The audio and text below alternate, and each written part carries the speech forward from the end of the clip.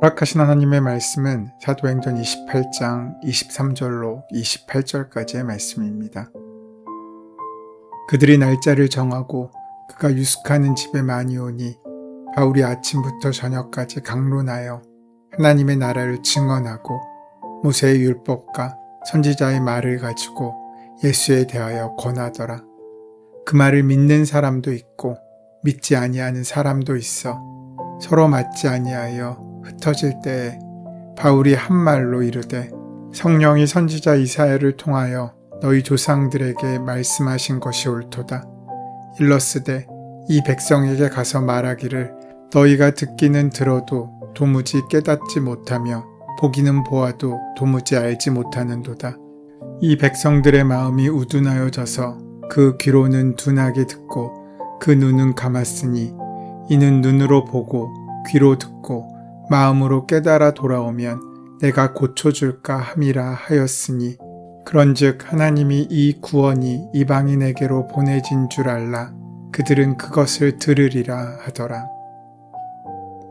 바울은 자신의 선교 여정의 종착지인 로마에 이르게 됩니다. 사도 바울이 그렇게 로마에 가고자 했던 것은 당시 세계의 중심이었던 로마에 꼭 복음을 전하고 싶었기 때문이었습니다. 그는 얼마든지 무죄로 풀려날 수 있었지만 가이사에게 재판을 받겠다고 하는 마음으로 로마로 갑니다. 로마서 1장 15절 말씀을 보시면 그러므로 나는 할 수 있는 대로 로마에 있는 너희에게도 복음 전하기를 원하노라 라고 말씀하고 있습니다. 사도 바울이 그렇게 전하고 싶었던 복음이 무엇입니까? 바로 하나님 나라의 복음입니다. 이 세상 나라가 전부가 아니라 우리에겐 영원하신 하나님의 나라가 있다는 것입니다. 우리가 왜 예수님을 믿어야 합니까?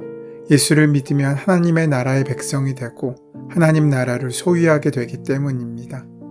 하나님의 나라가 있음을 전하고 예수를 믿으면 누구나 하나님 나라의 백성이 될 수 있음을 말씀하고자 한 것입니다. 하나님 나라가 기독교 복음의 핵심이기 때문입니다. 예수님께서 이 땅에 오셔서 가장 먼저 하신 일은 하나님의 나라를 증거하시는 일이었습니다. 마가복음 1장 15절을 보시면 때가 찼고 하나님의 나라가 가까웠으니 회개하고 복음을 믿으라고 말씀하셨습니다. 예수님은 또한 나라의 임하옵시며라고 기도하라고 주기도문을 통해 우리에게 가르치고 명령하셨습니다. 우리가 눈으로 보고 전부인 줄만 알고 있던 이 세상의 나라가 한순간에 끝나버리고 그리고는 하나님 나라가 이 땅에 이루어진다는 것입니다. 그 하나님의 나라를 발견하고 나면 우리는 말할 수 없는 기쁨과 충만한 은혜를 누릴 수 있습니다. 예수님께서는 마태복음 13장에서 하나님의 나라를 발견한 사람은 보화를 발견한 농부처럼 기쁠 것이라고 말씀하셨습니다. 이 세상이 전부가 아니고 하나님 나라가 있음을 알게 된 것이 얼마나 큰 은혜이고 놀라움인지 우리는 경험할 수 있어야 합니다. 그럴 때 우리는 영원할 수 없는 이 땅의 것을 기꺼이 투자해서 영원하신 하나님의 나라를 살 수 있게 되는 것입니다. 그 하나님의 나라를 발견하고 나면 모든 판단과 소원의 의미가 달라집니다. 하나님의 나라의 눈이 뜨이면 더 이상 불평과 원망이 없습니다. 모든 문제와 상황들이 다 달라 보입니다. 보는 눈이 달라지기 때문입니다. 해결 안 될 문제, 도무지 견디지 못할 상황 자체가 없어져 버립니다. 왜 하나님은 공평하지 않으신가? 왜 나에게만 이렇게 어려움이 있는가? 그것은 세상만 바라보고 있기 때문에 드는 생각과 감정입니다. 하지만 하나님의 나라를 바라보면 하나님이 얼마나 공평하신지, 이 땅의 나라는 반드시 망하고 예수 그리스도가 다시 오셔서 하나님의 나라가 이루어짐을 알고 나면 어려운 환경과 여건이 오히려 감사의 통로가 됨을 경험할 수 있습니다. 주님을 만날 기쁨이 그 모든 어려움보다 훨씬 더 크기 때문입니다. 하나님 앞에 설 때 내가 옥토에서만 일하지 않고 돌짝밭 같은 그 삶이 오히려 기쁨이 됩니다. 하나님은 정말로 공평하신 분이시기 때문입니다. 그 하나님의 나라를 바라보며 사는 사람 가운데 불평하고 원망할 사람은 아무도 없을 것입니다. 사도 바울은 바로 이 하나님의 나라의 복음을 전하고 싶어서 로마에 온 것입니다. 그렇게 로마에 도착한 바울은 감시하는 군인이 딸려있는 일종의 가택연금 상태에 있게 됩니다.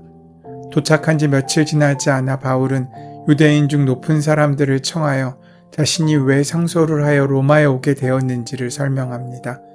자신은 유대의 관습을 어겼기 때문에 체포된 것이 아니며 또 죄가 없음이 드러나 석방되려 하였으나 유대인들이 반대하였기 때문에 황제에게 상소를 한 것이지 자기 민족을 고발하기 위해서가 아니었음을 설명합니다. 그러면서 바울은 자신의 체포와 로마로의 압송의 진정한 이유가 무엇인지를 밝히고 있는데 그것은 이스라엘의 소망 때문에 자신이 쇠사슬에 매인 바 되었다는 것입니다. 여기서 이스라엘의 소망은 바로 메시아를 뜻합니다. 이스라엘은 로마의 압제 속에 있었기 때문에 유대인들에게 있어서 메시아는 유일한 소망이요 구원이었습니다. 바울은 그 메시아가 바로 자신이 증거하는 예수 그리스도시요 그분만이 이스라엘의 참된 소망을 알리기 위해서 다른 이유 때문이 아니라 바로 그 이유 때문에 자신이 쇠사슬에 매여 여기까지 왔다고 말하고 있는 것입니다. 다시 말해 바울은 자신이 이곳까지 체포되어 온 것은 주님의 약속을 따라온 것이며 하나님의 원대하신 구원의 섭리를 따라온 것임을 인식하고 있었기에 그가 황제에게 상소하여 로마에 온 것은 자신의 죄가 없음을 증명하고 풀려나기 위한 까닭이 아니고 살고 싶다는 생에 대한 열망 때문도 아니고 또한 자기 민족을 송사하려는 것은 더욱더 아니었다는 사실을 강조하고 있습니다. 그렇기 때문에 그는 누구에 의해서가 아니라 오히려 땅끝까지 복음을 전파하시려는 주님의 섭리를 이루기 위해 스스로 매인바 되어 여기에 온 것입니다. 이것이 약속을 따라 사는 사람, 말씀을 따라 사는 사람 바울의 자기 인식이었습니다. 본문에 의하면 바울은 만 2년 동안 로마에 머물게 됩니다. 이것은 바울에 대한 재판이 2년 동안이나 열리지 않고 연기되었거나 판결이 지연되었음을 뜻합니다. 이렇게 지연된 이유는 바울을 고소했던 유대인들이 재판에 승산이 없음을 알았고 더구나 재판 과정에서 구체적인 증거 없이 사람을 괴롭히기 위한 고소로 여겨질 때는 그에 대한 응징을 받아야 했던 로마 법정의 절차가 두려웠기 때문에 법정 고소의 만료 기한이 18개월이 지나도록 법정에 나타나지 않았으므로 추정해 볼 수 있습니다. 주님의 약속과 인도하심을 따라온 로마였지만 자신의 처지가 개선되지 않아 전도의 문은 자유롭게 활짝 열려지지 않고 재판은 미루어져만 가고 가택연금 상태에서 재판을 기다리는 지리한 시간의 연속이라는 힘든 환경이었지만 바울은 원망하지 않고 오히려 하나님의 나라를 전할 수 있는 기회로 최선을 다해 찾았던 것입니다. 이렇듯 바울은 로마에서도 복음을 전하는 자신의 사명을 조금도 뒷전으로 미루지 않았습니다. 그는 어떤 상황에서든지 그 상황을 복음을 전할 수 있는 기회로 삼았습니다. 자신에게 주어진 환경, 자신이 서 있는 곳을 주님의 섭리와 인도하심, 그리고 주님이 보내신 선교지로 알았기에 그는 기쁨으로 복음을 전할 수 있었던 것입니다. 바울은 유대 지도자들과의 첫 만남 후에 다시 날짜를 정하여 그들을 집으로 초청합니다. 그때 많은 사람들이 모였고 바울은 아침부터 저녁까지 하나님 나라와 예수에 관해 증언했습니다. 그는 비록 메인 몸이었지만 사람들을 만날 수 있는 자유는 주어졌습니다. 남을 자유롭게 찾아갈 수는 없었지만 찾아오는 손님을 맞이할 수는 있었기에 그는 그 자유를 이용하여 사람들을 초청하였고 또 자기를 방문하는 사람들에게 할 수 있는 한 모든 시간을 할애하여 복음을 전했습니다. 바울의 변론을 들은 유대인 중 높은 사람들은 바울에 대한 무작정한 반감만 있진 않았습니다. 그들은 바울을 무작정 배척하지 않았고 바울이 전하는 복음을 들어보려고 한 것입니다. 바울을 방문했던 유대인 중 높은 사람들 뿐 아니라 바울이 전하는 복음에 관심이 있던 유대인들까지 많은 사람들이 모였고 그 모든 사람들에게 바울은 말씀과 복음을 전하고자 애썼던 것입니다. 공간은 한정되어 있는데 많은 유대인 동족들이 몰려와서 날짜를 정해야만 했습니다. 분명 사도 바울은 아직 피의자 신분입니다. 그는 예루살렘에서 재판을 받기 위해 여기까지 끌려왔습니다. 유숙하는 집이라고 표현을 한 까닭은 사도 바울이 흉악범이 아니었기 때문입니다. 내란을 꾸몄다거나 살인을 했다거나 하는 그런 범죄자가 아니기 때문에 굉장히 낮은 차원의 보호 감호를 받고 있는 것입니다. 구체적으로 말하면 2명 이상의 정규 군인이 감시를 하고 그들의 보호 아래 로마 당국이 정해준 일반 민가에서 머무르는 것이었습니다. 운신이 조금은 자유롭다고 할 수 있습니다. 그곳에서 바울은 아침부터 저녁까지 강론합니다. 로마에 와서도 바울의 일상은 바뀌지 않았습니다. 늘 해오던 일들, 하나님 나라에 대한 증언을 하고 있습니다. 사도 바울이 다른 것으로 하나님 나라를 전한 것이 아니고 유대인들도 믿어왔던 모세의 율법과 선지자들의 글을 가지고 예수에 대해 설명을 한 것입니다. 본문은 강론하다라고 말씀하고 있는데 이것은 자세히 설명하다라는 의미를 갖고 있습니다. 그리고 모세의 율법과 선지자의 말은 구약 성경을 일컫는 표현입니다. 바울은 자신을 찾아온 유대인들에게 하나님 나라를 증언하면서 구약 성경에 예언된 메시아가 바로 나사렛 예수이심을 자세히 설명했습니다. 그런데 바울이 자신을 찾아온 유대인들에게 아침부터 저녁까지 하루 종일 하나님 나라와 예수 그리스도에 대해 강론을 했다고 말하고 있습니다. 특히 아침이라는 말은 새벽 또는 동트는 시각을 뜻하는 말입니다. 즉 유대인들은 바울과 약속한 날이 밝자마자 바울을 찾아왔던 것입니다. 그 이른 아침부터 해가 저물어 앞이 보이지 않을 때까지 바울은 유대인들에게 하나님의 나라와 예수 그리스도를 전했습니다. 바울은 지금 인생의 말년에 접어들었고 지병에 시달리고 있었습니다. 그리고 그의 팔에는 쇠사슬이 있었고 제대로 먹지 못하는 상황이었습니다. 그럼에도 아침부터 저녁까지 하루 종일 하나님의 말씀을 전했다는 것은 로마에 있는 유대인들을 위해서 주님 안에서 그들을 살리기 위해 바울이 자신의 생명을 던진 것과 같습니다. 그런데 그 은혜의 말씀을 전하였지만 그 전함을 들은 사람들의 반응은 2가지로 나뉘었습니다. 믿는 사람이 있었지만 믿지 않는 사람도 분명히 있었기 때문입니다. 동일한 시간에 동일한 공간에서 동일한 사람으로부터 동일한 복음을 들었음에도 믿는 사람이 있는 반면 믿지 않는 사람도 있었습니다. 성경에서뿐만 아니라 우리의 신앙 경험에도 마찬가지일 것입니다.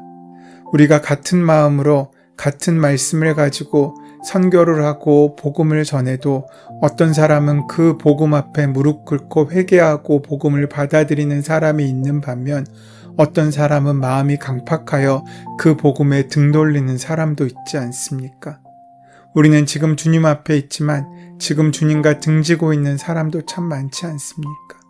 오직 주님의 은혜라는 말 외에는 설명이 불가합니다. 사람들이 그렇게 2 부류로 나누는 것을 보고 바울은 이사야서 말씀을 인용해 말합니다. 이스라엘 백성이 하나님의 말씀을 귀로 듣는 것뿐만 아니라 삶으로 들으면 하나님께서는 그들을 영원히 구원해 주시려 했지만 그들은 하나님의 말씀을 들으려고 하지 않았습니다. 하나님의 선민을 자처하는 이스라엘 백성이 하나님의 말씀을 아예 귀로도 들으려 하지 않았다는 것입니다. 그래서 바울은 하나님의 이 구원이 이방인에게로 보내줄 줄을 알라라고 선언하였습니다. 이방인은 이스라엘 백성과는 달리 하나님의 구원의 말씀을 들을 것이기 때문이었습니다. 이 말씀이 우리에게 소중한 것은 유대인들이 하나님의 말씀 듣기를 거부함으로 그 말씀이 우리에게까지 전해지게 되었고 우리에게 하나님의 구원이 임했다는 것입니다. 참 신비하고 놀라운 하나님의 은혜입니다. 하지만 그것은 우리 자신이 그 복음을 받을 만한 자격이 있기 때문이 아닙니다. 다만 믿음으로 온전히 순종할 때 얻어지는 영광이고 축복입니다. 그리고 그 은혜는 우리에게 머물러 있는 것이 아니라 흘러가기를 원하십니다. 사도행전을 기록한 누가는 하나님 나라에 대한 일관적인 관점을 갖고 있습니다. 그리고 하나님 나라의 백성이 되는 조건이 전혀 인간의 의지나 조건에 있지 않다는 것을 말하고 있는 것입니다. 로마 제국의 수도 한복판에서 말씀을 받아들이지 않는 유대인들을 목도하면서 바울은 계속 선포합니다. 그리고 그 복음의 선포는 이방인에게까지 이르게 됩니다. 그때까지 예루살렘과 이스라엘이 복음의 주도권을 가지고 있었고 그곳에서 복음이 흘러갔습니다. 그러나 이제는 주도권이 변하였음을 말씀하고 있는 것입니다. 오늘 우리는 복음의 종착지입니까? 복음의 시작점입니까? 오늘 우리를 통해 그 복음의 참된 시작이 다시 한번 경험되는 은혜의 하루가 되시기를 소원하고 축원합니다.